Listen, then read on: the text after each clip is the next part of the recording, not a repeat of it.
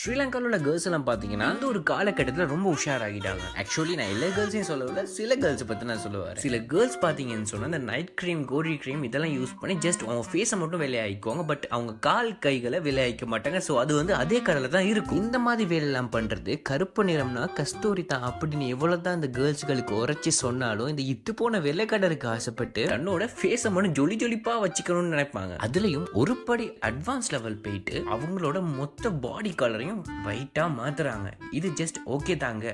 But ஃபியூச்சர்ல ஒரு சின்ன ப்ராப்ளம் ஒன்று வரும். இப்படி ஒரு வெள்ளையான ஒரு கேர்ளை வெள்ளாவி வச்சு தான் வெளுத்தாங்களான்னு வாட்ஸ்அப் ஸ்டேட்டஸ் போட்டுக்கிட்டு ஒரு பையன் அவன் பிக்கப் பண்ணி ஃபியூச்சர்ல அவன் அந்த புள்ளைய வெட்டிங் பண்ணி பேபி அப்படின்ற ஒரு கான்செப்ட் வரும்போது அந்த பேபி வந்து ஸ்கின் கலர் டிஃபரெண்டா இருந்துச்சுன்னு சொன்னா அந்த ஒரு குடும்ப குத்து விளக்கான வாழ்க்கை டிவோர்ஸ்ல போயிட்டு தான் முடியும். அதனால இந்த வெள்ளை கடரை பார்த்து மயங்கி போற பாய்ஸ்க்கு ஒரு சொல்ல வரேன், அவங்களோட சைல்ட்ஹுட் பிக்கப் பார்த்துட்டு அவங்கள நீங்க லவ் பண்ணுங்க. பிகாஸ் நீங்கள் அந்த மாதிரி ஸ்கேம்ல போயிட்டு மாட்டிக்கிட்டீங்கன்னு சொன்னா